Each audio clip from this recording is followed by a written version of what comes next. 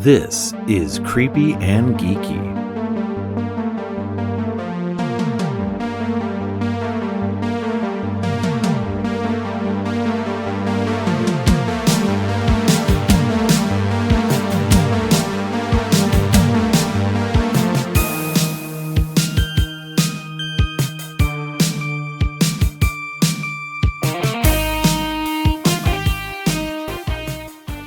Welcome to Creepy and Geeky.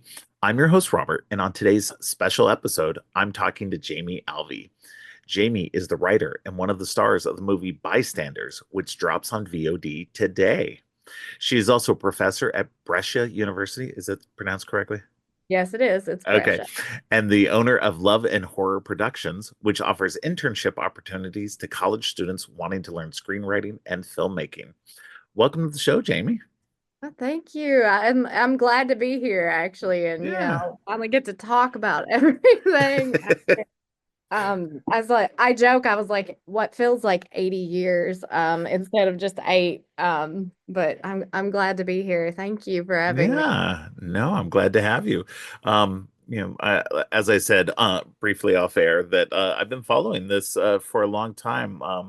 One of us followed each other on social media a while ago, and I've just been, and this was back before it was actually made, back before you had any kind of deal for it. I remember you talking about wanting to really get this movie made, and so it's been exciting, following along through all the steps of it, and seeing it get made, going to festivals, doing really well, and everything, and now Yeah, finally hitting VOD today. a lot of people have been like, I remember when you were talking about this years ago, and oh my God, it exists now. You made Yeah. it. I'm like, yeah, I can't believe it either. Yeah. But I'm glad that now everybody gets to actually see it instead of just being like, this sounds really cool. I want to watch this. Yeah. No, Because absolutely. I had people like when it was at festivals for the screenplay, Right. be like, where can I watch this? Yeah. I was like, nowhere as of now. But now if you ever wondered that, now you can watch it. There you It go. exists outside of me, which is a blessing in and of itself. Right, yeah. No, getting a movie made is hard. Like, just, every step of the way is just like it's another thing. I mean, even independent films, I mean, sure, you can, get a camera and, make whatever you want to make, depending on, what kind of budget you have. But to get something done and well made and everything else, that takes some time, takes money, Yeah. takes a lot of effort, especially with a lot of people involved and everything. So it's great when any of It, them, it's a miracle when any movie makes it out the door. So it's one of those things that's like it's a miracle, but it's also one of those things where it's not because there's like so much hard work that goes yeah. into it. Yeah. Every movie in a sense is a miracle, but then it's like you just sit back and you think, oh my God, there's so many of us that have just put just our whole self into this. Right. And oh my God.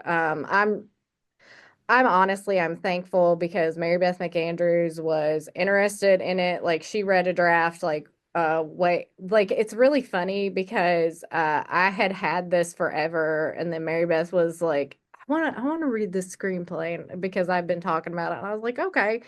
And then years later she's like, I want to help you make this. I want to help you pitch it. I Yeah. want to see it. So I'm really glad that other people see the value in this outside of me because Right. I'm one of those people that I was like, I won't lie, my self-confidence is trash. Um, I'm pretty straightforward with that, but I was like, I know what I have. I believe Right. in what I have. Um, I'm confident in what I have as a writer. Not confident in myself, but I was like, I'm confident in this story, in this Right. screenplay. Um, so I was like full force, like, yeah, this is something that deserves to exist because it is important. And it's also like a lot of people are like, I've never seen anything like this. Yeah. I can't think of anything comparable, No. really My mom has always called it my version of The Last House on the Left. Yeah, in a lot of ways. Yeah, I can see that. Probably one of the closest comps, which is how I pitched it. I was like, this is a modern update on The Last House on the Left, which thank you, Mom, for that comp. Yeah, right. Because otherwise I would have been screwed, it felt like. Because it was a really hard one to comp during the Yeah, pitching process because I was like, well, if you think about like lower budget, like exploitation type horror, that's where it sits, but it's not just that. right. Yeah. No, yeah. Yeah, well, that leads me to my first question of what made you want to write this particular story? Well, I might not seem like it, but I think that there's something about me, and this has been from the time I was a child. I'm an inherently angry person. I'm an inherently My angry. daughter's like that, so I understand. There is just something about being like sometimes just being a young woman in the world, like Yeah. you're just filled with rage. Yeah. Um, I mean, most times rightfully so. So, Yeah, because usually it's not just because that's the thing. People be like, "Oh, it's just the hormones. It's just being a woman." And I'm no. like, "No, it's everything going on around me. I'm Right. always like, there's always something to be angry about."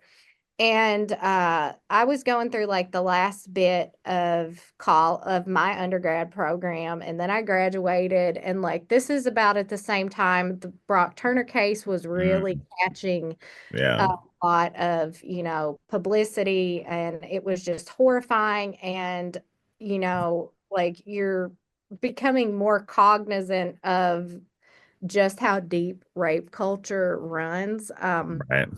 Because you get that if you go to college, or heck, even if you're in high school, you Yeah. start to realize that it is a systemic issue.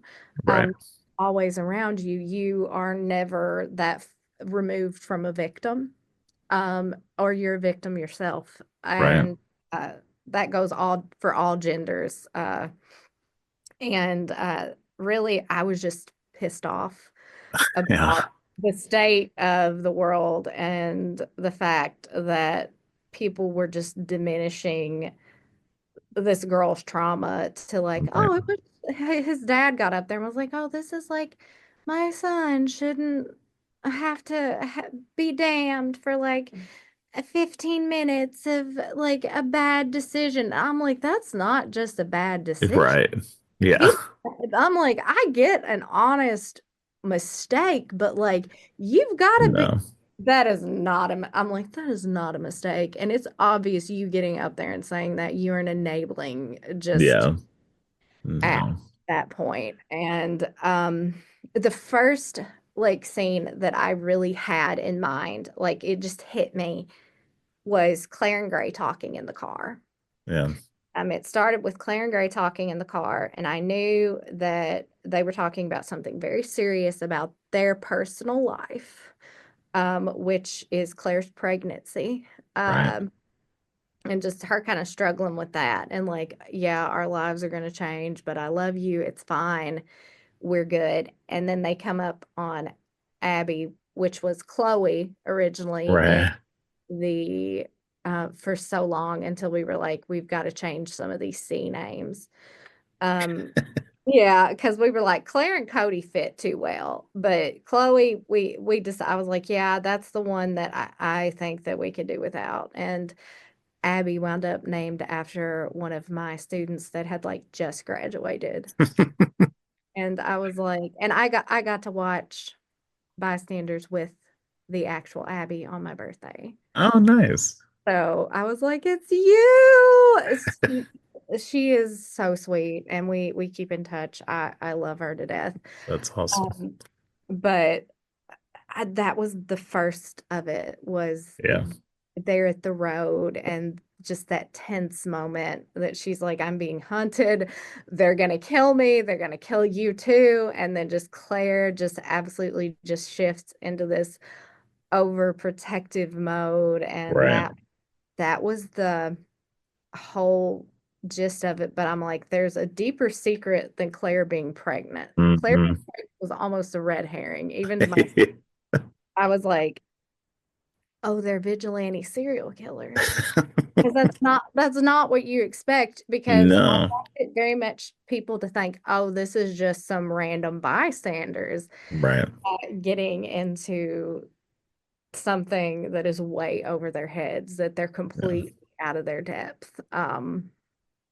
And then I just wanted to throw everybody into a like mess of confusion when it opens up with Claire, smashing somebody in the head with a rock, and then Gray's like, you know what, come on. Yeah. Like, what is happening here? And then it's all confirmed that Yeah. more. No, and that's what's great too is like when you watch the trailer doesn't tell you Mm-mm. like anything about the twist there. The twist is very it's a great moment because the trailer just makes it seem like they're just a couple who get involved with the girl and they end up helping her. Yeah. The typical story and everything. But yeah, with that twist, it changes the whole movie, changes the whole dynamic. There's a moment early in the movie where um Gray shows his phone to Claire about Yep. some article that's about somebody being killed, and I was like, "What is that? Well, like, what is the why is that reference? Why is that like? It seems so weirdly out of the blue and weirdly out of the moment that they're talking about Foreshadowing. and everything." And then then that twist comes, and you're like, "Oh, okay, now I understand what he was doing." So That was actually one of the first things that Garrett Murphy, who plays Gray, asked me. He's like, "They killed that guy, right?" I was like, "Yeah, they definitely killed that guy." And he was like, "Nice." yeah. He was like, "They killed him, right?" And I'm like, And "Yep." for anybody listening, I do want to preface the rest of this by saying that there's probably going to be spoilers throughout this conversation. So if you haven't seen the movie yet, please go watch the movie, and then come back and listen to this episode because I definitely don't want to spoil anything for you if you if you haven't seen it yet. And I So, promise you will love it. And if you yes, don't tell me. I mean, I'm kidding. You can tell me. I mean, I deal in criticism all the time. I teach writing, so right, like, if you have criticism, make it constructive. right, yeah. Yeah. I'm Well, and like, that's what I'll say is I've noticed that I looked at some of the letterbox reviews, and even when people didn't enjoy the movie, it seems like most of the reviews that I saw were at least relatively constructive. yeah, Their reasons for whatever thing they didn't like in the movie were valid reasons. yeah. They weren't like people who were like, oh, well, this movie just sucks. Like, so Because I get not vibing with it, or yeah, it not hitting absolutely. you on a personal level. Um, and some of it, like, I was like, I can actually answer questions about a lot of these, Yeah, is what's even funnier. Because like I know a lot of people are like, well, Abby's friends just never come up again, but they did. We just didn't have, because the nature of shooting an indie film, yeah, sometimes you have weird things happen. And of course, it was Kentucky and it was during the summer, and we had some rains and stuff. And that kind of put some pressure on us a little bit. So there were some parts that had to be cut. right, And we cut because there was this beautiful scene where as they're going through the woods, they find Bree's body. right. Bree, who's played by Callie Kirk, who is like my kid sister.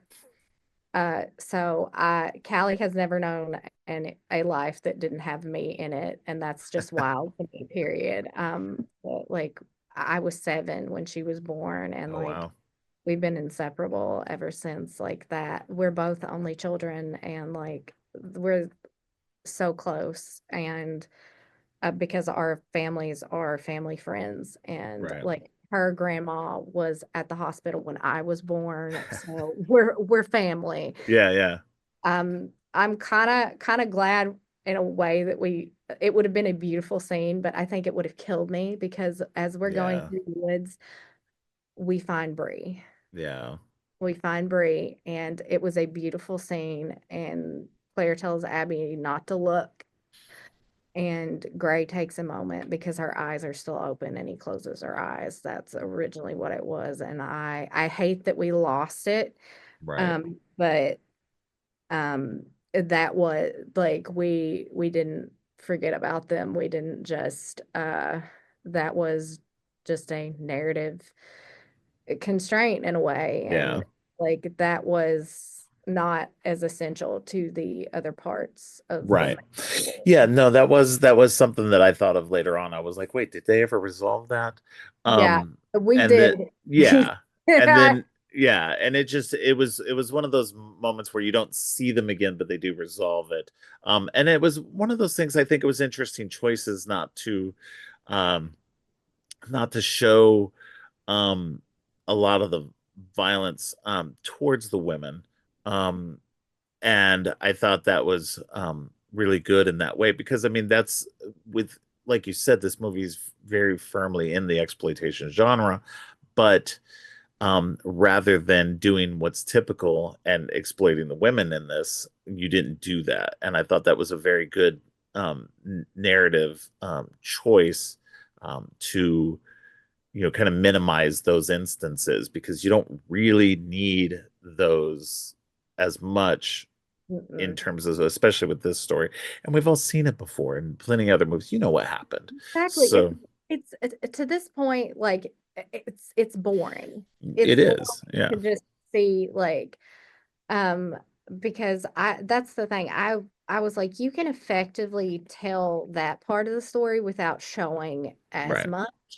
Right. Um, because we're so used to seeing that. And I know a lot of people were terrified going into it that it was just like going to be the first half a hack and slash of just a bunch of poor teenage girls. And I Yeah, was like, exactly. no, like there's no way that I would have even had Callie audition for this if Right. that had been the case. Because that's my baby. That's my baby. Like I would not have put her Right. in that position. And I didn't it's like I don't have the stomach for Yeah. that. I'm tired of it. We're making a statement here. Let's make Yeah. a statement. Well, and I Uh, think that's, goes into the movie itself, in terms of how this movie is positioned rather than being, exploitative towards the women.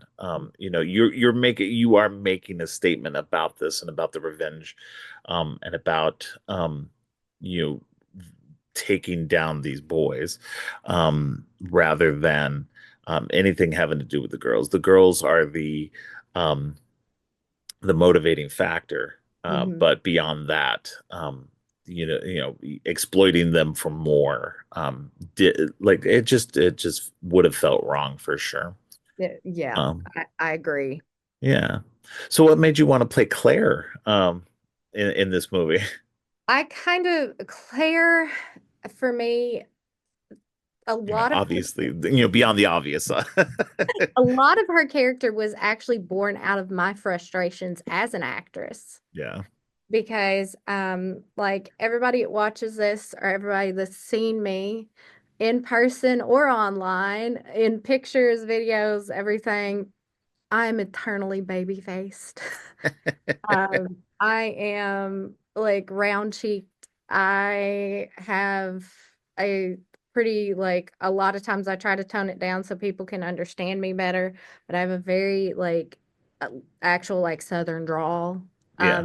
too. And like I during college I got typecast a lot, Right. much to the frustration of my acting teacher and coach. She did not like that, but she was like, you are going to be typecast for the rest of your life, and you're going to have to fight that tooth and nail, because she's like, you have the sweetest, most angelic little face. And she said, they're going to cast you as an ingenue or they're going to cast you as like a little know nothing hick, pretty much. Um, and she was like, you are going to have to fight that because she said, I know you're not gravitated towards those kind of roles. Right. She was like, I know you like to explore the darker sides of humanity. So I was like, okay, when I sat down to write Claire, I was like, what if I have this character that leans into that Right. and subverts it completely? Yeah. Because I was like, Claire's voice, everything from her voice to how she just goes about is very feminine, Yeah.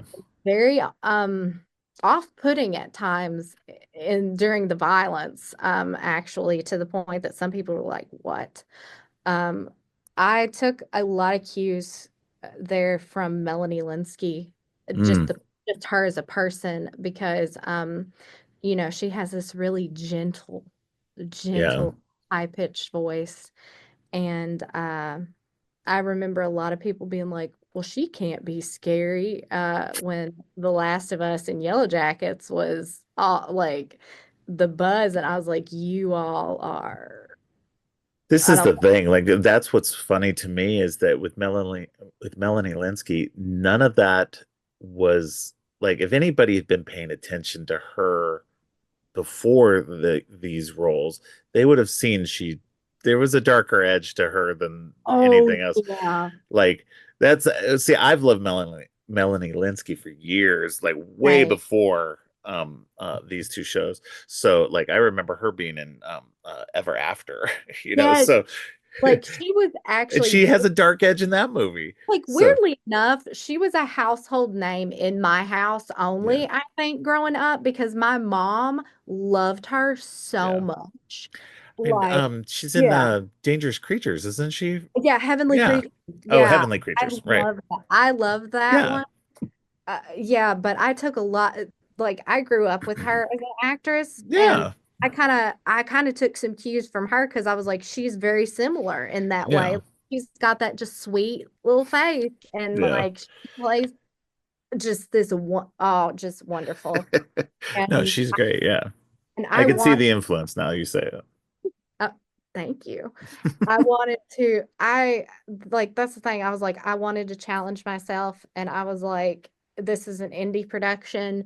I didn't get paid for playing Claire because I didn't want to at that Right. point because I was like, I always said, I was like, I'll play Claire for free. And I Yeah. have said that for years. I was like, I care that much about Claire and getting Claire right.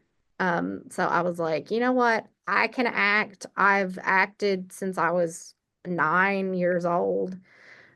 So I was like, I think I can embody Claire Right. to maximum effect. So Yeah, I no, I think you did a great job. thank you. Yeah. Um, yeah, besides acting and writing in this, I know I read that you also did some uncredited co-directing with Mary Beth McAndrews, and that it was just generally a collaborative set Mhm. that pretty much everybody I had a hand in everything. Yeah, like everybody had a like she did a lot of like the connecting departments and behind the screen, and like I did a lot of stuff during pre-prod and Mm, everything. Uh, because I did like the pitch deck and everything like that. Like it was a lot.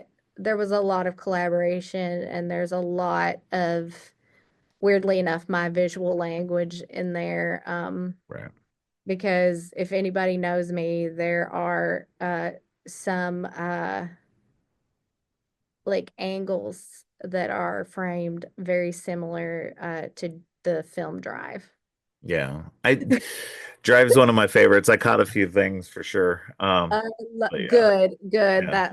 That makes me happier than anything. Like I put together some visual references, and I Yeah. was like, I tried to be behind the monitor as much as I can, but Right. as you can see, Mary Beth did a lot Yeah.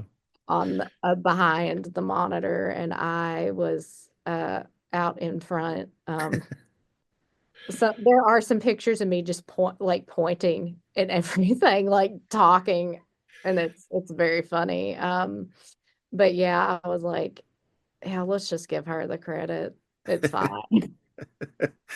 No, and that's what's great. It seems very it seems like it was really collaborative. And I get with her working with Dread Central.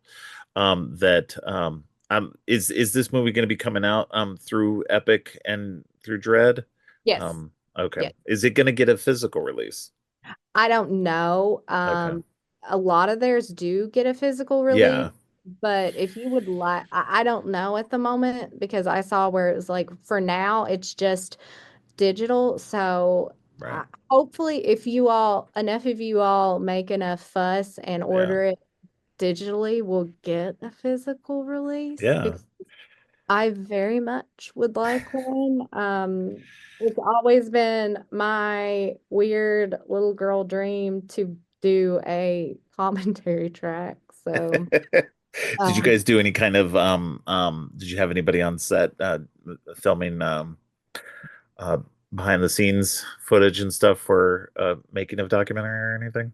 no, we had a set photographer. Shout out Brian Houston, who I adore.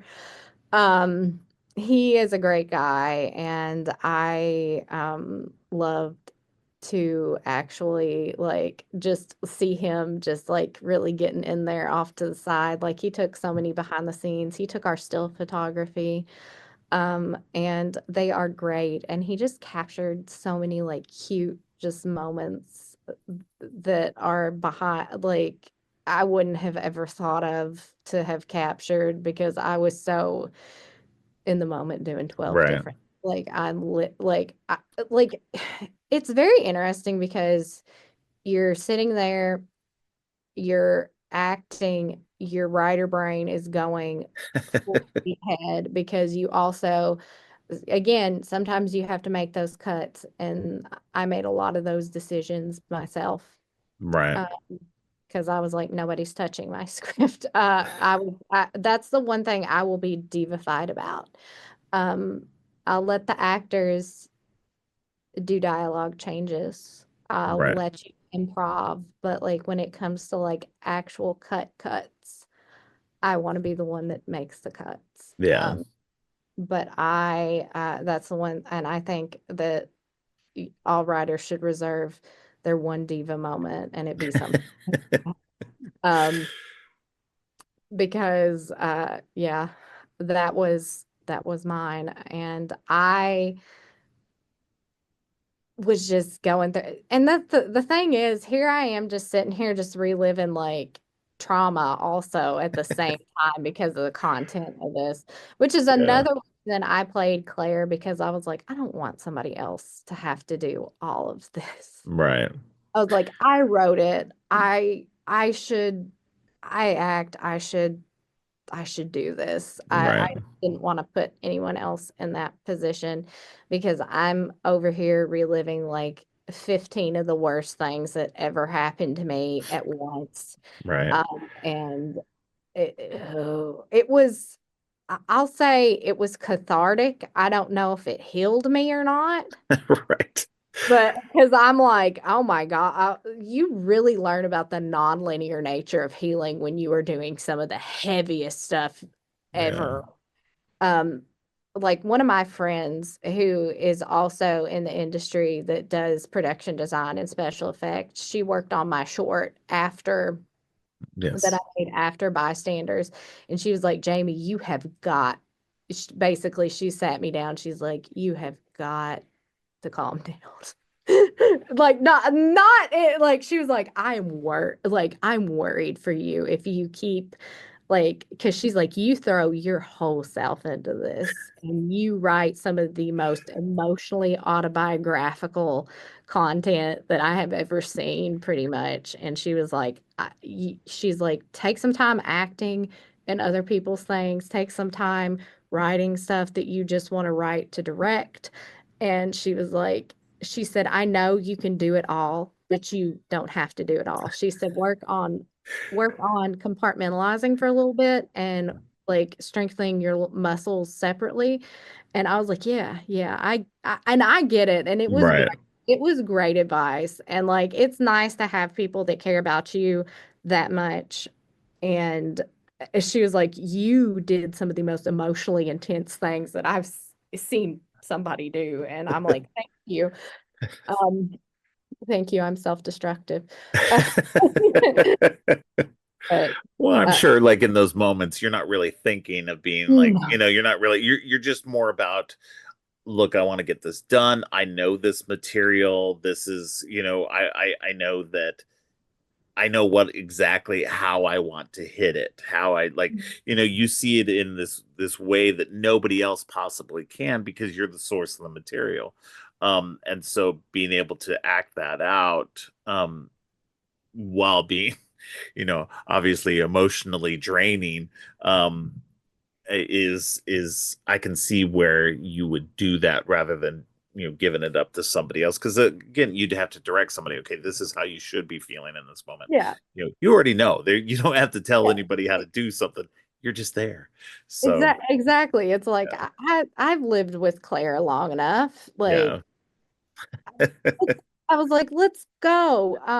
The one thing that I did hate about, because I always joked that I would play Claire and Gray both if I could, to keep somebody else from getting into that space with me. Right. I I'm gonna tell you, I felt so bad that like I was like, oh God, somebody's gonna have to get drug into this with me. And I have like just I think this is obvious. I have a ton of trauma. I have a ton of trauma when it comes to like men and Yeah, how men have treated me in the past. So that was scary. That yeah, was kind of scary to get into with another person because their relationship is so lived in. And yeah. I was like, oh my, like I was scared. I won't lie, I was scared, but it wound up working really well. I am sorry that anybody ever had to like step into Gray McClellan's character because part of his backstory is literally ripped from my life. Right. So I was like, oh no, somebody's gonna have to come in here and they're gonna have to share in this with me. And Garrett Um, Murphy, he does such a good job. He's like he takes the material and does really well with it, he does. as Gray. I was actually surprised. I was looking, him up to see what else he'd been in. He hasn't been in anything else, and Yeah, this so is like his first big lead role. yeah, And like, y'all are not gonna believe this, but I'll brag on him for a little bit. He'd only been like acting like a year or two before wow, that. And like he came in and like met me in that creative space, somebody that I'd been doing it like 20 years that year. right, And yeah, it was great. He did a yeah, great job and I have no complaints. that's Um awesome. Other than he needs to read the full script by the second week. That's one thing that like Mary Beth has also she called him out at Horror Hound and during the Q&A. She said, "Hey, Garrett didn't even read the whole script till like I the second." saw I saw something. I saw a note somewhere about that how he hadn't read the script, because I think I guess his thinking was he wasn't in it as much or He something. didn't. He did not know, didn't think he was going to be the lead. And I'm like, Right. I'm like, my dude, you are like, there's like three pro tags here and Yeah. you're one of three. And Yeah. that just kind of tickled me because I mean, it also speaks to how strong his scene analysis is. Um, and how adept he is at picking up character through almost nothing. Right. Especially hadn't not having had read the script very well. Yeah, because here's the thing. I've been doing this for years and like he actually impressed day one like I don't think I ever would have told him at the time uh because I'm just kind of awkward, but he actually impressed me day one by picking up on some stuff about Gray's character that's not explicitly in the script. Right. Like he was like, "Yeah, Gray thinks that him and Claire might actually be bad for each other and that he might make her worse. Right. That he might not deserve her." And I'm like, I was like, get out of my head. But I didn't want to say, I didn't want to Right. like freak him out or something because I'm just sitting there just like, okay. And then I pulled Beth off to the side and I was like, I think this is this is really gonna work because he picked up on some stuff that I was like, if I ever did a sequel, that I was like, that's gonna be part of Gray's angst there, finally coming to a head. But I was like, what? Get out of my head. That's funny. Well, speaking of sequel, I did read that you have ideas for a potential trilogy. I So is there anything you can talk about? I do have some ideas. Like, no, nobody's talked to me about anything really, but just know that I have ideas. Nothing's official or anything. But I mean, if this does well, I don't see why we wouldn't do a sequel actually. But they might get mad at me, be like, "What? Why did you say?" Well, I've kind of always had a sequel idea. Like as soon as I finished the first one, the only reason I didn't sit down and write a sequel ahead of time is because I wanted to make this one and I wanted to better tailor it to the actors that we had. Yeah. Um, Yeah, that makes a because lot of sense. it's really different writing for actors that you know and then just writing on spec. Right. Because it's a different experience. Yeah, you got to play to the actor's strengths and Yeah, everything. you do, and that's what I always wanted.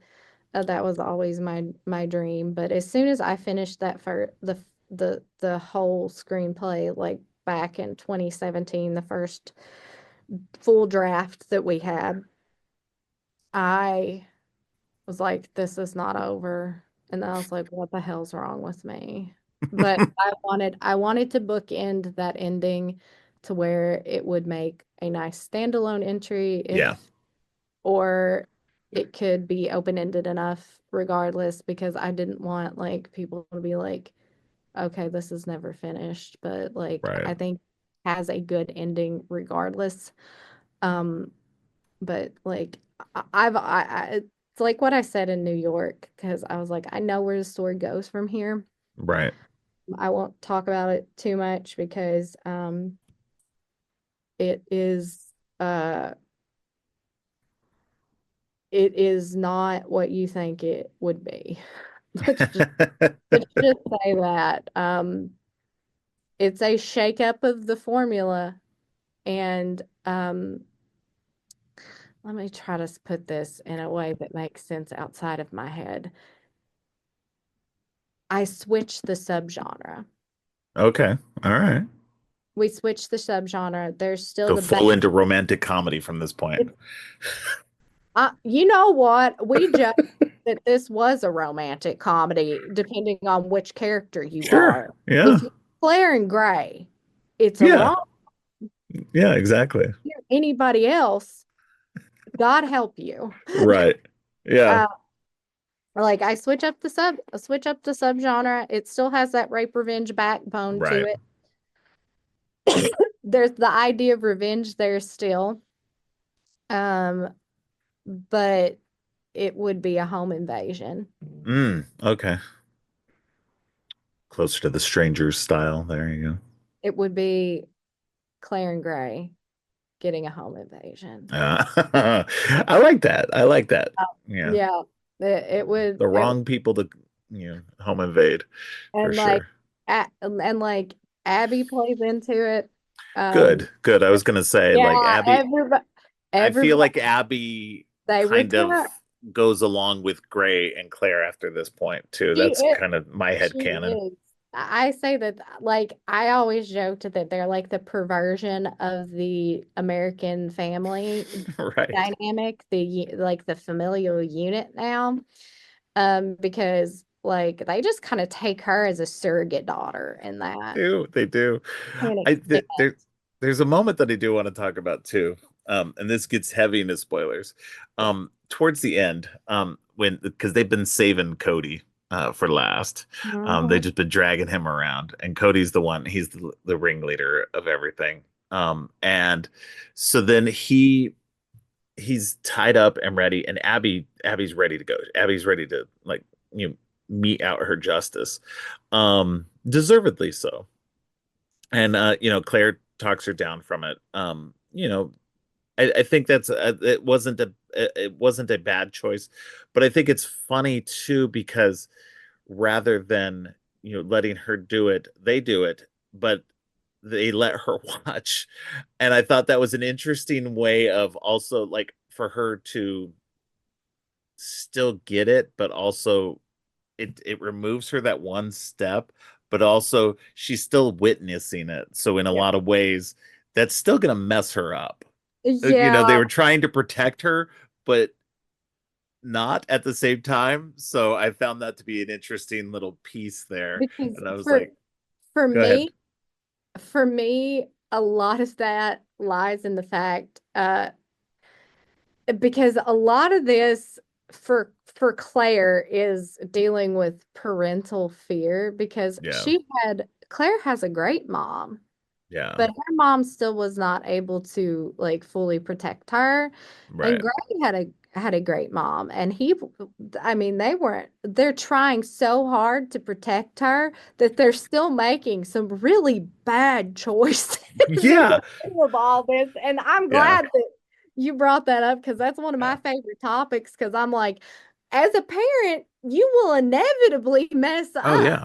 at Oh some yeah. point in time. And like, there's just that kind of metaphor there for me with Yeah. them and her. And like, I've seen the people be like, yeah, it felt like they were taking away her autonomy, taking away her catharsis. And I'm No, like, they were trying to protect her. They were just doing it in a weird way. yeah, they're doing So, it yeah. because that's the thing. I'm like, how is this good? Because they are so deeply traumatized. Yeah. Like, that's They gonna can't even skew see it. Yeah. everything Yeah. for them. Like, because it's just kind of like how I got out into the world, like a traumatized little gal that I was freshly like 18 into college and having culture shock and Yeah. realizing because I still have that where I realize, oh, this is the trauma. The trauma has really done a number on me. Right. Um, like so yeah, a lot of that feeds into like we're trying to protect you, but Right. like it's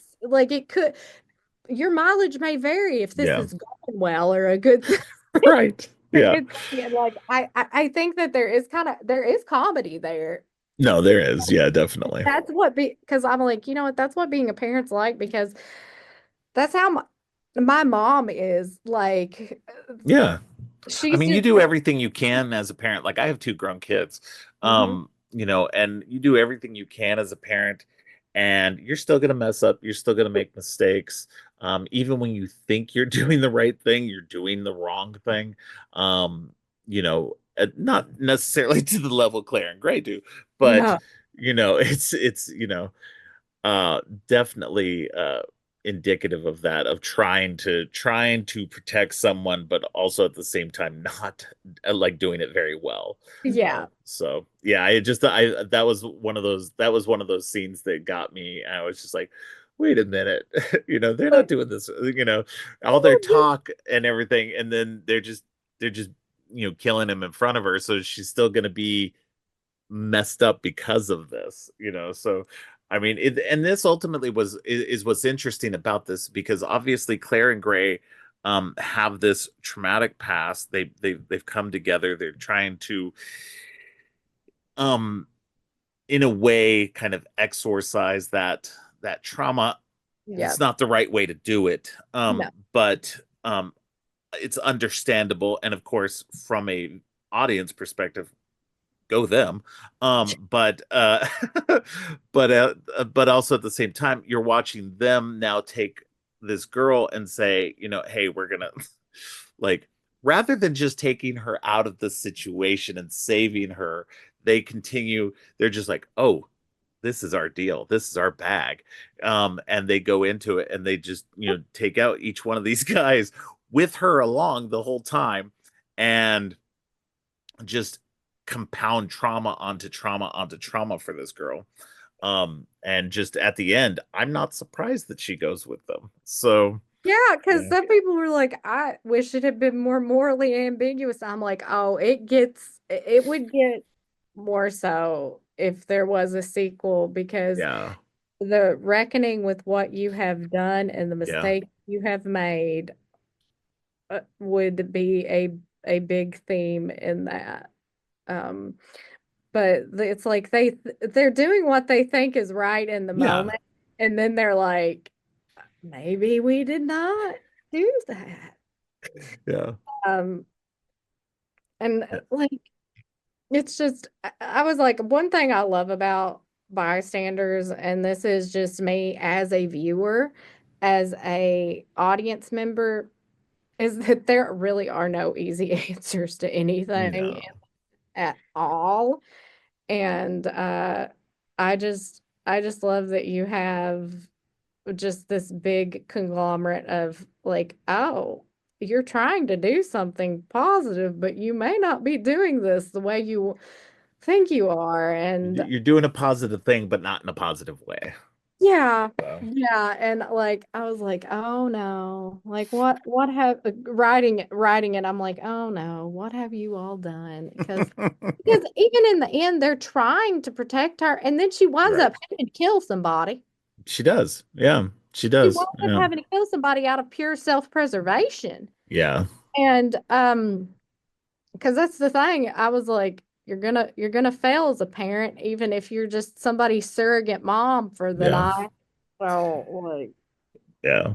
No, and that's what makes it, that's what makes the movie interesting and fun in that way, is that you can it's sure it's a straight up exploitation revenge film, but it takes these narrative turns that um I don't, and to be fair, I haven't seen every movie in the world, but it takes narrative terms that I haven't seen before. Um, and so I enjoyed it for that, and I think everybody else will too once once it's finally available, yeah. A, which it is today. the one thing that most people is like, I had no idea where any of this is going, Yeah, including Garrett himself when we did the like we did a chemistry read, and he's like, I have no idea where any of this is going. Like I have yeah. what? Just jump in and enjoy the ride. That's what I say. He did apparently because Yeah, like he did great. just go along with going along as you shoot and like not reading the full script. I don't think any of us are ever gonna let him live that down. Right. Hey, you know what? He might not have read the whole script right away, but you know what? He did a damn good job for what he He did. did. So, He did. And I think some of the frat boys did the same because the turnaround was so quick for yeah, them. Um, they just read their parts, and that was pretty much it. I'm gonna tell you, the frat boys as a conglomerate understood the assignment. They did. They are so eager and like threw themselves into this, and they're so proud of it, and I'm proud of them. I keep up with them. I That's like awesome. every time they have just a win or just like do anything, I'm like, yay, the frat boys.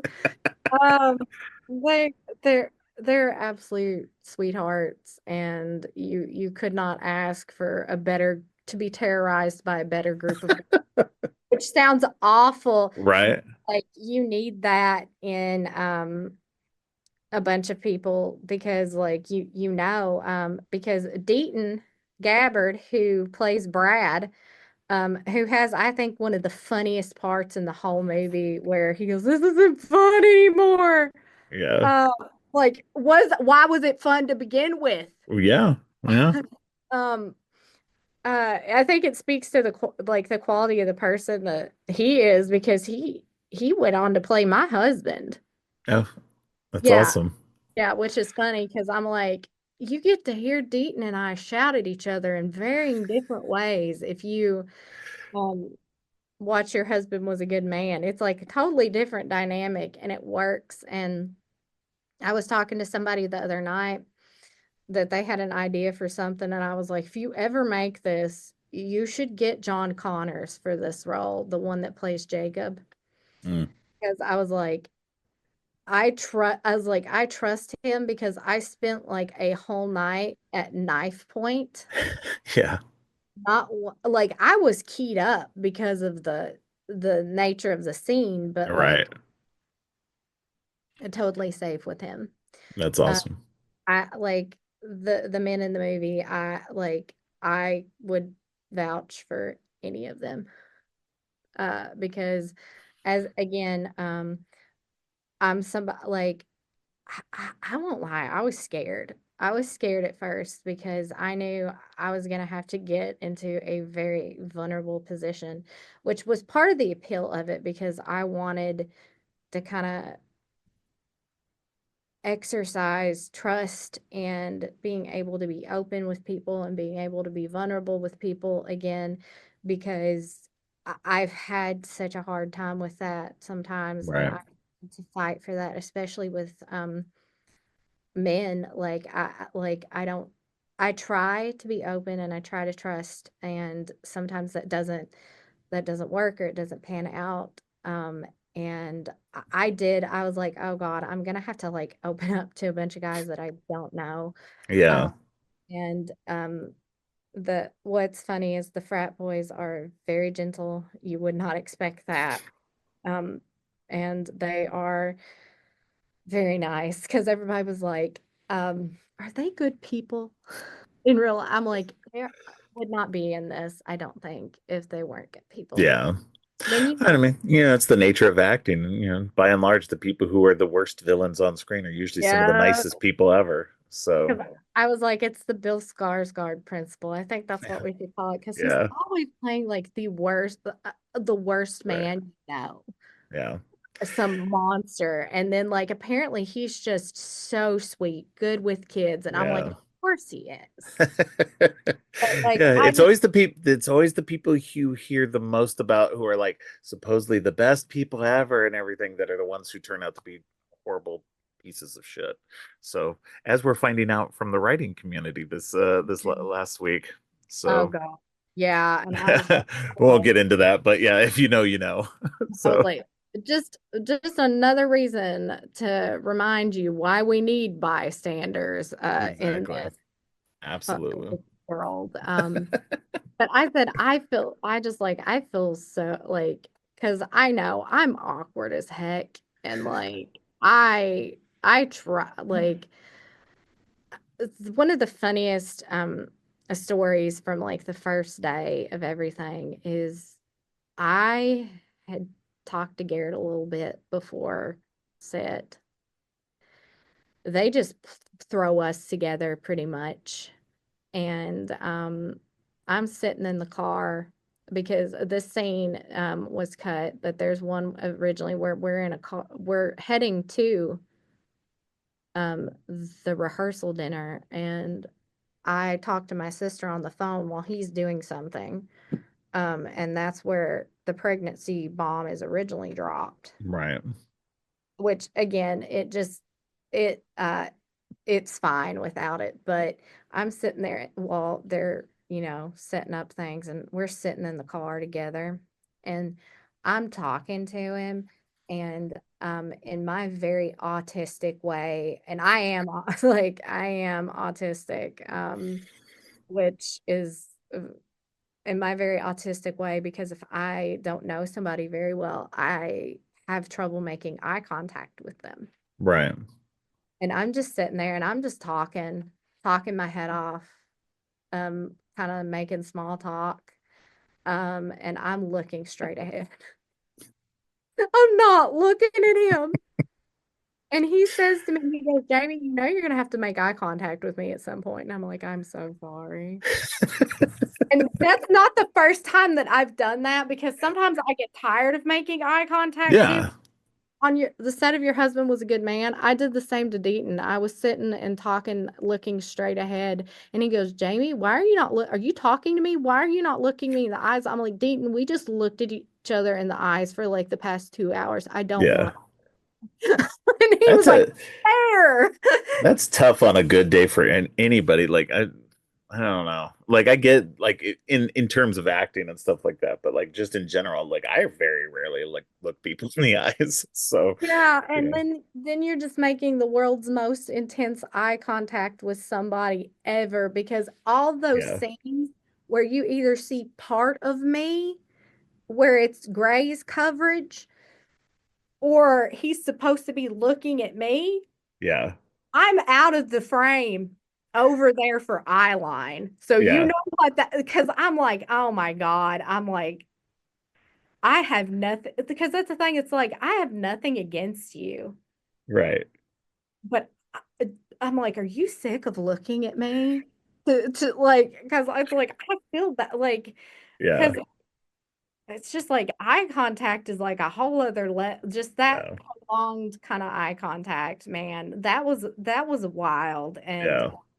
that's something I got better at that because I was like comfortable with that because I had to. So I can say, I guess it did help some of the little autism quirks there with Yeah. eye contact, trying to be emotionally vulnerable, it was a ride because of that, because I was like, "Oh no, I don't want to seem too awkward." And then I have the tendency to be one of those people that overcorrects where I seem too friendly to the point they're like, "There's something wrong with that girl." Right. And It I'm comes like, off as fake. Yeah. there is something wrong with that girl. A lot. Yeah, but it it it all turned out very, very well. We've done very well on the festival circuit, and I was Yeah. like, yes, our weird prolonged eye contact has won award.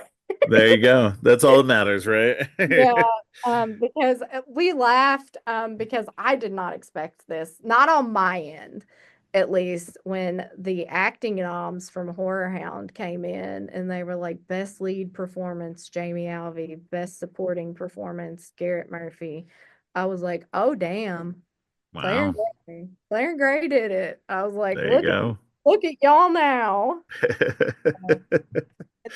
Well, that's awesome. Yeah, no, it's a great movie, and I think if people haven't watched it yet, why are you listening to this right now? And Yeah, for go watch it. real. Go watch it. For real, Um, like you can come back and question my mental state afterward.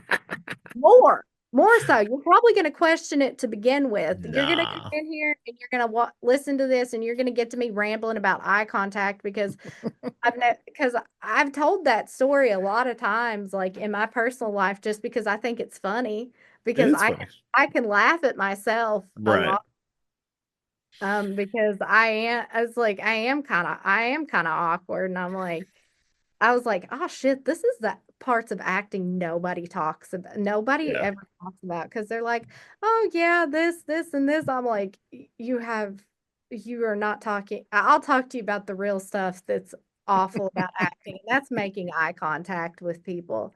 And it's nothing against them. It's everything to do with me and just how my brain is wired. Right. But so now you know way too much about the production in the sense that like yeah, there's a ton of eye contact going on and poor Brandy got it too. Like Brandy was also like getting the intense eye contact also playing Abby, and then Bob was getting the intense eye contact because I'm literally in Bob's face Yeah. screaming.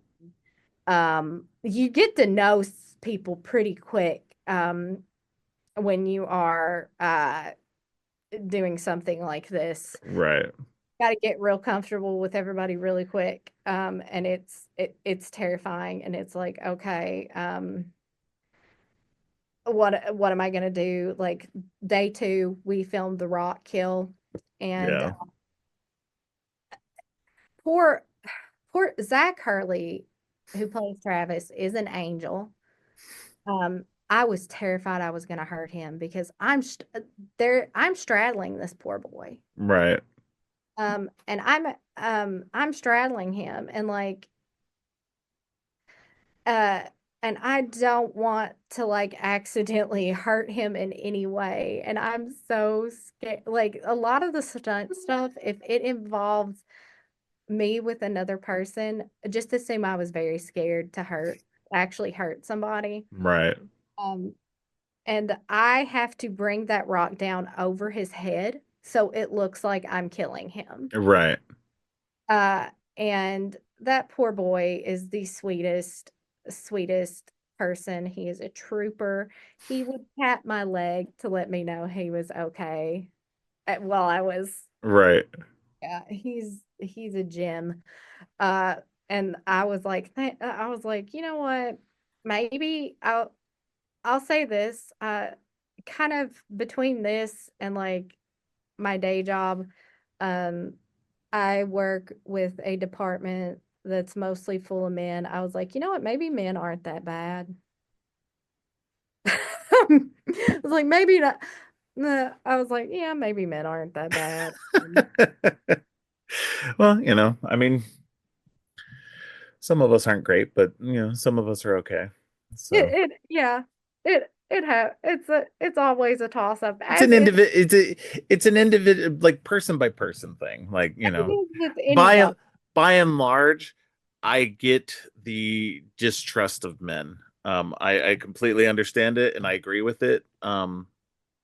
But yeah, so And like I was totally comfortable coming on here and talking to I was like, yeah, Robert seems solid. I was like, heck yeah, come on, let's do you've been it. following me for a while, so you've seen what kind of stuff I post and what kind of stuff I talk about and everything like that. So, I genuinely try to be a positive person and positive force in the universe as well. Which Um, which in and of itself is difficult some days. Just yeah, like just sometimes just trying to be a good person is the most difficult thing you can do. yeah, yeah.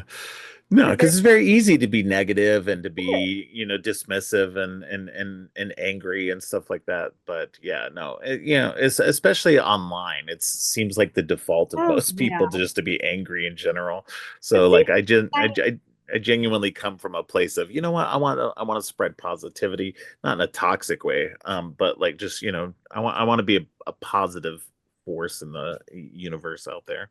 see, So we have enough crap. that's kind of what bystanders is in a weird way for me is like Yeah. take my anger, Yeah. turn it into something positive. Yeah. That's a Uh, lot of my writing. and that's the thing. I think ultimately, when it comes down to it, I think that when you look at bystanders, um, sure. I mean, it's an exploitation movie. It's a revenge flick.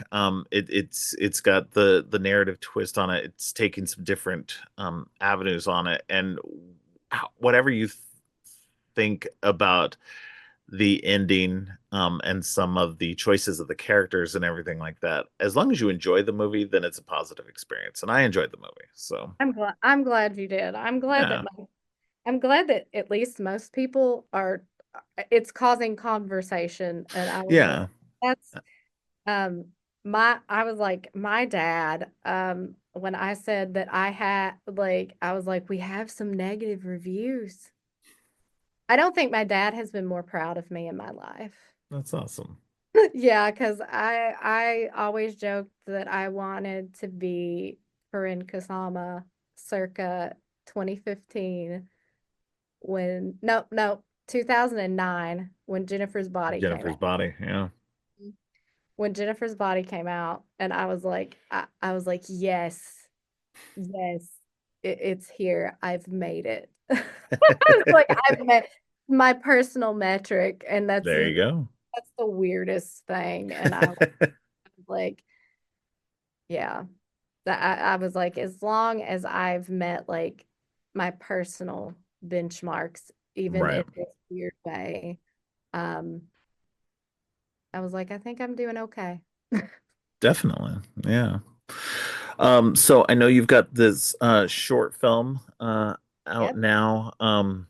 Is there any place we can see that, or is that making a festival circuit, or what's going on with that? It's entered into like so many festivals right now. We've not gotten our first acceptance yet, but we will update Okay. everybody on that.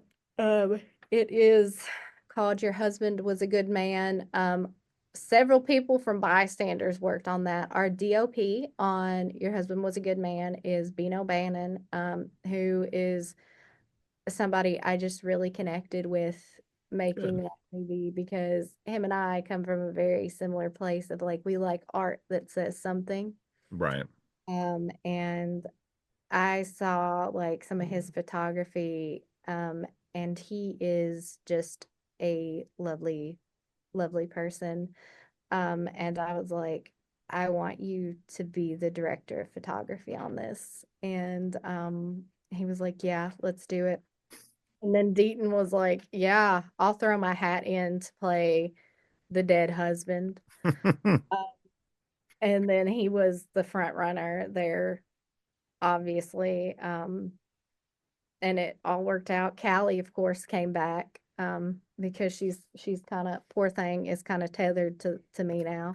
Uh, and like it's been it's been a wild year and a half or so, whatever. But just so many ups and downs because in the middle of everything, my dad had like a horrific work accident. Mm. He had a crush injury to his arm, and it cut his arm. And um, the there were on the there they said there was nothing that could have prevented this because the machine had not been cleaned properly. Oh wow. Yeah, and it was infected, and yeah, he lost like a big chunk of like his arm. Oh And wow. um they said he was like a day away of like dying from infection. Wow. And in the middle of all of this, like it's just been the weirdest experience of my life. And I this is probably why I'm rambling, is like my brain just goes everywhere, and Making all the different connections. I get it makes all these different connections. it. Like at first it was like you're rambling about making eye contact with all these guys and the fact that you have a trouble trusting men, and now you're talking about your dad, like um my father, who probably is the reason that I do any of this, because he's always believed in my storytelling and That's my awesome. like me like being a filmmaker and everything. So it's just been a lot of ups and downs, and like Right.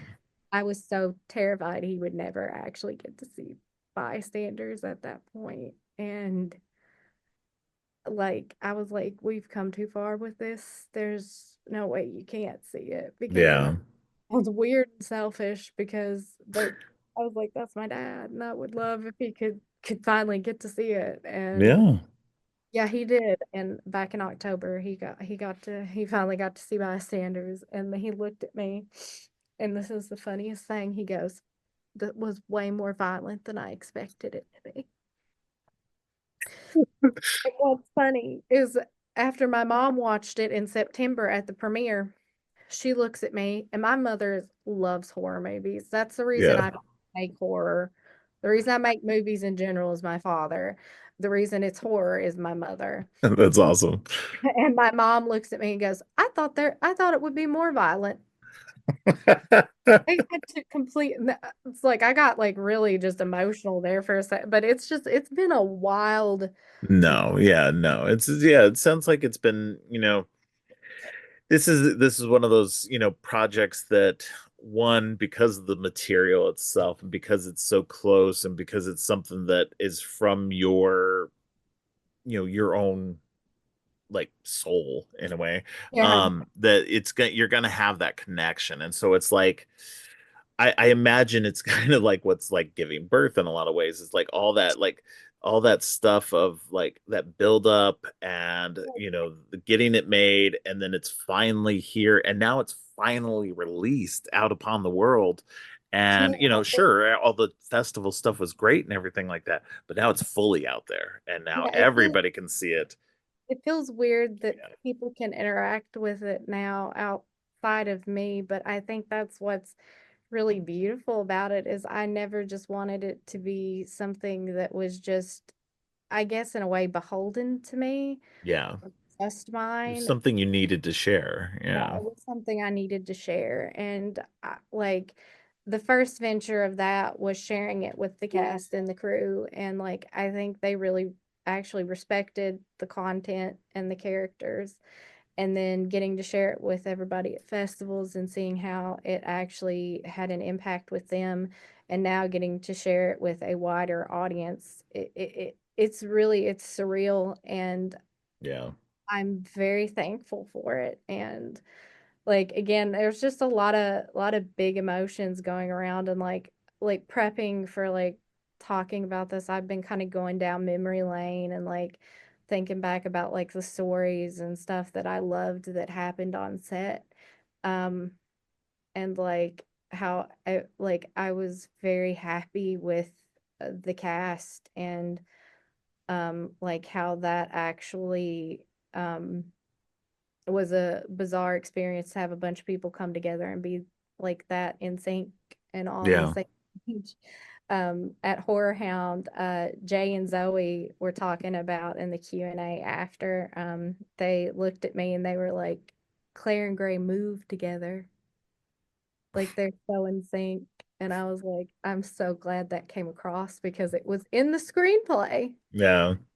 Um, And I'm so glad that like just seeing like just those little details, people picking up on those and like Right. appreciating those. Um, People apparently, I knew that people would love Gray. I knew people would love Claire, uh, because Claire's obviously very personal to me. But so is Gray also, because Right.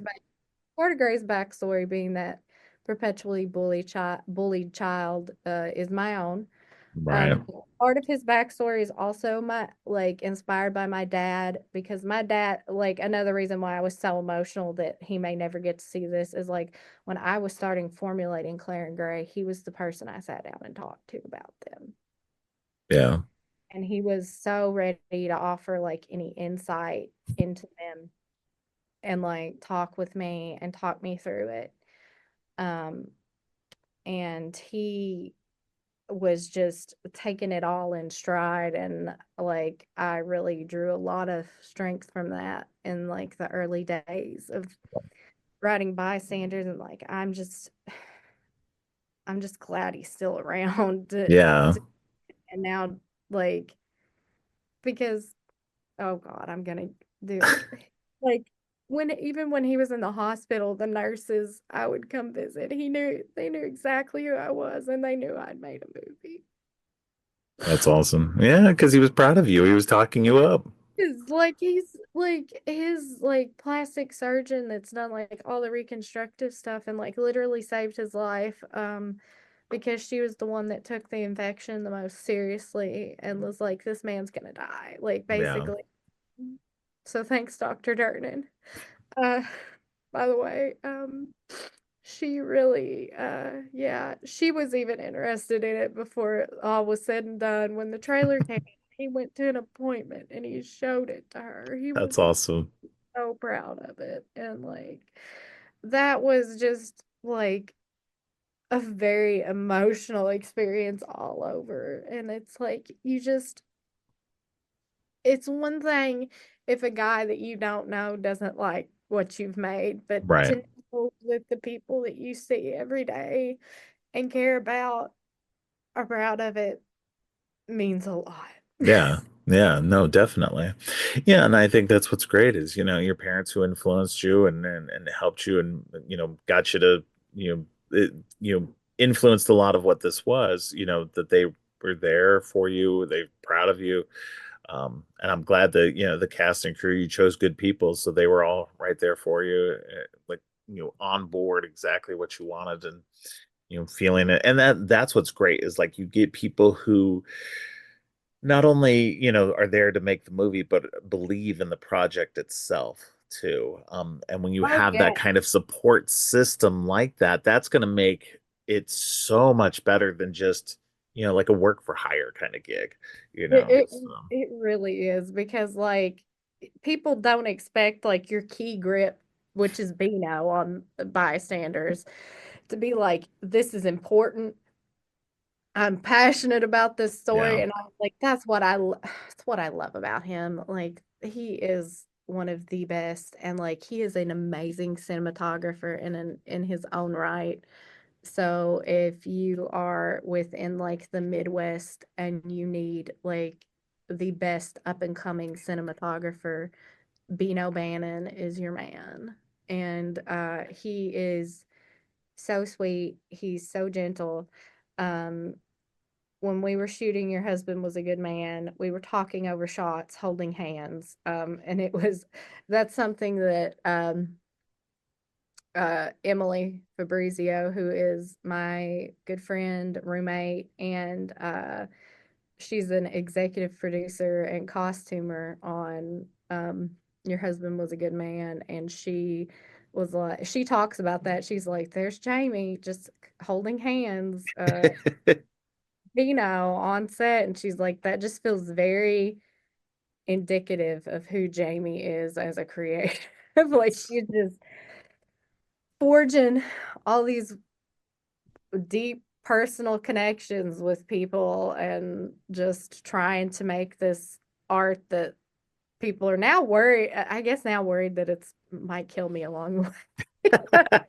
They're just like, "Maybe this is so intense." They just want to make sure that you are good and healthy and continue doing what you love, They do. so And I'm really, I like I said, like, after I made Bystanders, because like I won't lie, my mental health had been up and down over the years because of having PTSD, and like actively like in 2021 I actively started, it had gotten bad enough that I was like, I actively need therapy. I actively need to work on this. And yeah, like I've been working on it harder than ever, even since Bystanders. Like my therapist and I, we tackle everything, and she's amazing. And like I told, like, being able to tell her and being able to tell other people that I feel like for once in my life I was actually excited about the future and what was going to happen, even though I'm scared. I'm always scared to death. yeah, Um, but I'm extremely hopeful, and I deeply hope that I get to keep making weird things that speak to people for the rest of my life, because I don't think there's anything else that I would rather do. And I have found so many wonderful, beautiful people that I want to make it with. Like exactly, like just Bystanders kind of opened up a world for me. And uh, I was excited, and I'm like, of course, everything has been a little weird up and down since then, obviously, because right, I wouldn't be crying over my dad and everything. Like, and of course, there was the depression post Bystanders, because that had been such a long, big part of my life. And like, not being around everybody for a while really got to me, because yeah, I was so, I got so attached so quickly. right. Well, And because you become like a family in a lot of ways, especially if when it's everything's vibing and everything, and then like to go from being around each other constantly to going to nothing, yeah, then I yeah, said, it's I said, it's a shock to the system in a way. yeah, I said it felt weird. Like when like as soon as I came home, I was like, it felt so weird, because Callie and I lived in the same room for 2 weeks. Um, and she wasn't there. I usually had Garrett right there, or Brandy, or both. And like it just felt really weird to Yeah, not have everybody around at first. And I was like, oh God, maybe I'm really, really not living up to my introvert cred right now. I was like, it was a weird, weird experience to try to parse through that, because um again, autism and alexithymia, where you have trouble parsing through like feeling right, stuff. Like it was kind of difficult, like in the aftermath of everything, to because it's like nothing I'd ever experienced. Um, so that was interesting. But really, Your Husband Was a Good Man was kind of born from that too, in a way. So I was like rolling right into the next thing in a weird way. Like there was a dark period, but there's just I think at the end of the day that there is a lot of good in this world, and you come to some experiences for a reason, and you come to some hardships for a reason. And at the end of it, I'm glad that I've lived through it all, I guess, because in the end it has meant something. And I hope that other people can take that and that they will be able to relate to it and that they can gather some strength from it themselves, because that's what horror movies had been for me like my whole life. I come from a background of being a like teenage girl obsessively watching ginger snaps on loop. Yeah. That should tell you a lot about my experience as a 13-year-old girl. There you go. Ginger snaps on loop. Um, that I was like, if anybody ever wanted to know about my mental state at that age, I think that says it all. Because I was like, that is like the perpetually bullied girl's battle cry of an angry, confused teenage movie. So that's where I come from, and I hope I just always wanted Bystanders to be that movie that some girl watches when she's like way too young, like that, like 13, 14, Right. and she becomes obsessed and she makes her own stuff. That There that you go. is my hope. That's That a that's a good thing to hope for sure.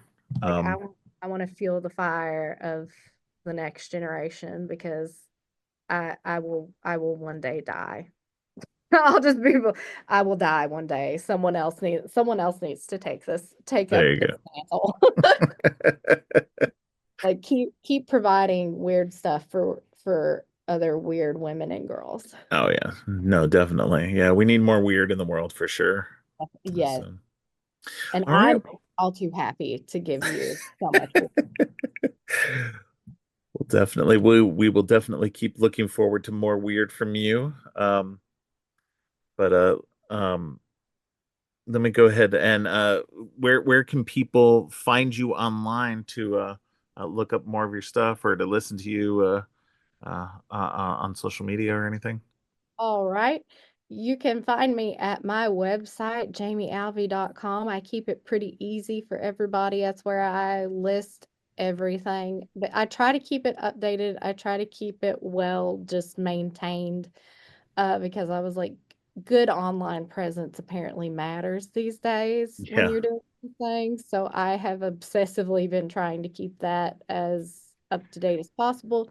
But you can find me Jamie Alvey on Instagram. I'm Jamie Alvey on Blue Sky. Also, I'm not much on Twitter anymore because I was like, Yeah. I'm not dealing with that Most cess. people have left that now. Most of I'm the not. good people anyway. I was like, I'm not dealing with that cesspool in a post bystanders world. Yeah. uh, I'm like, if they want to at me and tell me how bad my movie is, I'm gonna be like, just fight with your mother or the apple. I don't care. Um, but yeah, that's mainly where you can find me now, and like everything is like on my website too, so you can Awesome. I'm easy to find. I'm easy to get in touch with. So if anybody wants to babble deeper about anything and or know what it was like to spend 2 weeks hot and sticky, covered in blood in Yeah. a maid's dress, and that knowing that you are the person who is the reason that you are that. You Uh, chose this. I did. 'Cause writer Jamie and actor Jamie are two different people. Writer Jamie writes the thing, doesn't care if it's scary, doesn't care what she's in, and then she does it. And then she does it. And then actor Jamie is like, "What the hell's wrong with you?" Right. And then she's like, "Well, I guess I got to honor the other half of me." So, does it. All right. Well, I appreciate you coming on the show and talking about Bystanders with me.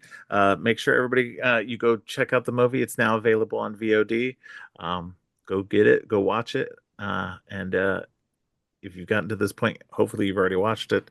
Uh, um, But yeah, Yes, no, please tell me what you think. And if yes, yes, and if you like, I love hearing what like people connecting to it and all of that. So yeah. I would love to hear from people.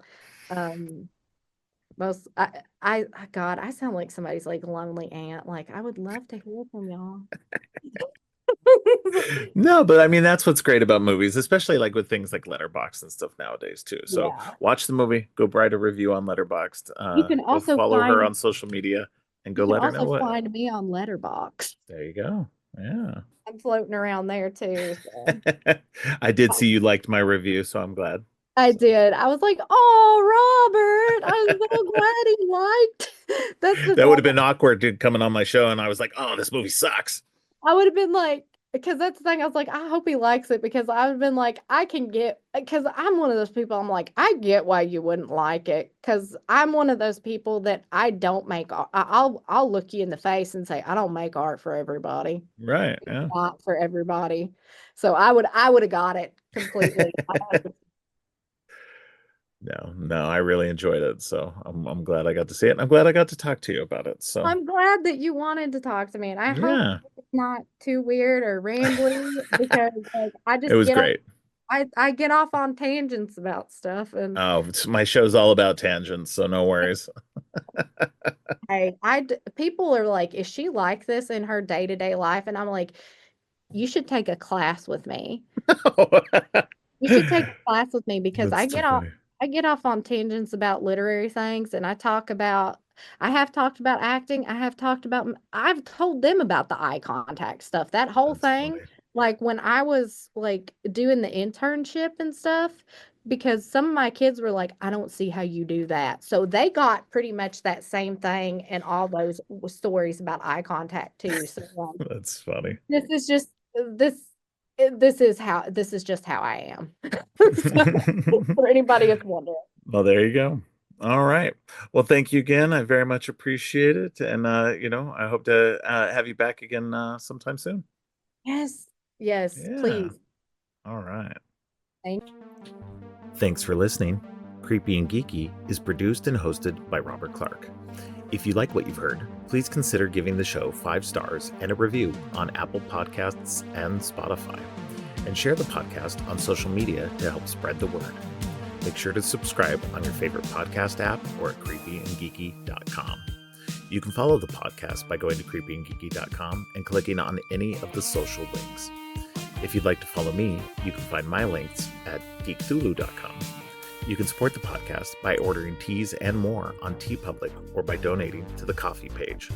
All of the links are in the show notes. Finally, don't forget, stay creepy.